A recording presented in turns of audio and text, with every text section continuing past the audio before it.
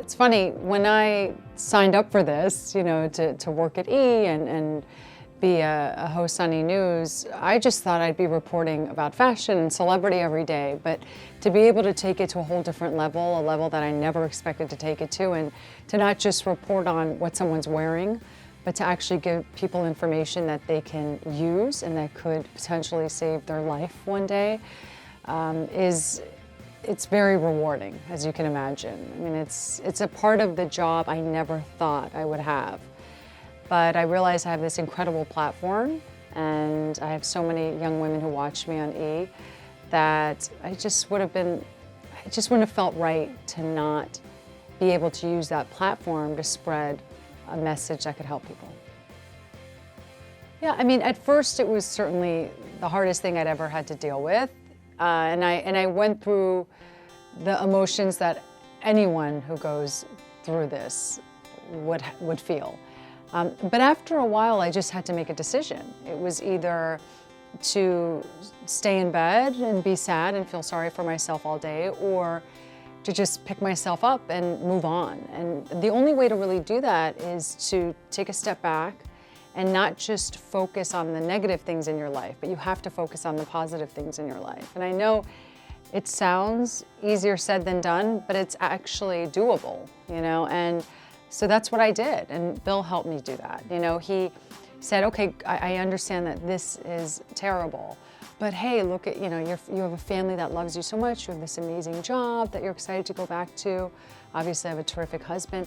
So as you know, as much as there are very sad things in my life that have happened recently, I also have some incredibly positive things in my life, and I choose to focus on those things. People have asked me, and they, you know, through the different interviews we've done, and for us, it was something that, you know, definitely brought us closer together. It increased our level of faith. It made us look at life in a much different light. You know, the things that are insignificant don't matter to us anymore, and we've got a new outlook. You know, and as I told Giuliana earlier, I said 2012 is our year. It's the year of the Rancics, and we're going to embrace life and use every vacation day she has at E! And we're going to do everything we can do to. The bosses don't want to hear that. Yeah. Cut that out. Cut that out. No, but we're going to really, you know, savor the time that we have and embrace it. Yeah, so recently Bill brought it up, and you know, I just felt like we'd been through so much that this was something special. But it's more of a celebration of life. You know, I think when you know, go through a situation like this, you realize how precious life is, and that's what we want to do this summer. We're going to have a big celebration with all of our friends and our family, and celebrate the lives that we have together. You know, we've been looking at all of our options, and we certainly aren't, you know, giving up anytime soon, and we're very hopeful. So we're still, you know, we're still actively trying to have a child and pursue that. Well, I mean, I think for me, I've learned, I've seen a new side to Giuliana, and I've learned how brave she can be and the courage that she has.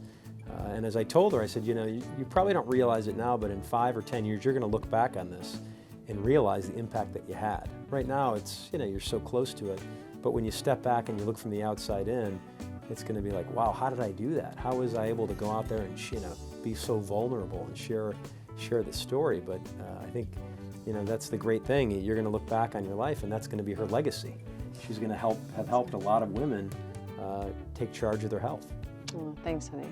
I mean, as for Bill, I always knew, this isn't a shock to me that Bill is such a great supporter and such a great spouse. I mean, he always has been, whether I have a cold or, you know, hurt my foot, whatever it is. Bill's always been there, and he's incredible. But, you know, he really did take it to another level, and he just, you know, he was always there for me. But what I loved most about Bill is he let me cry. He let me just feel it all. You know, I think what happens sometimes, and friends have a tendency to do this, family members have a tendency to kind of, they try to sugarcoat it for you. And they try to say, oh, well, it could be worse, and you want to say, no, it's bad. You know, this is how I'm feeling right now. Please stop telling me I shouldn't be so sad, or it's going to be okay. You know, and Bill just kind of let me be. And then he would let me cry it out. And then after, he would say, okay, great. now what? Now let's like look at our next step here. How are we going to do this? What doctor do we need to call?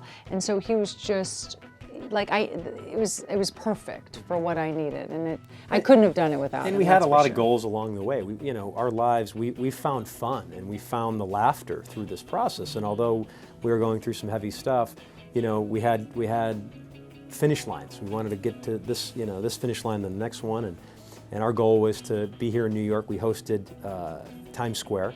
And that was our goal, was to, we're going to get you out of bed and we're going to do this together after the mastectomy.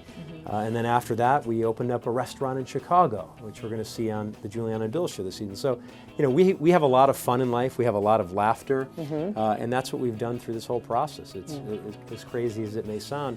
We have, found laughter through the process. Absolutely. We probably laugh more now than ever. Yeah. We laugh all the time. And I think that's, you hear laughter is the best medicine. It really is. It definitely is in our case. Yeah.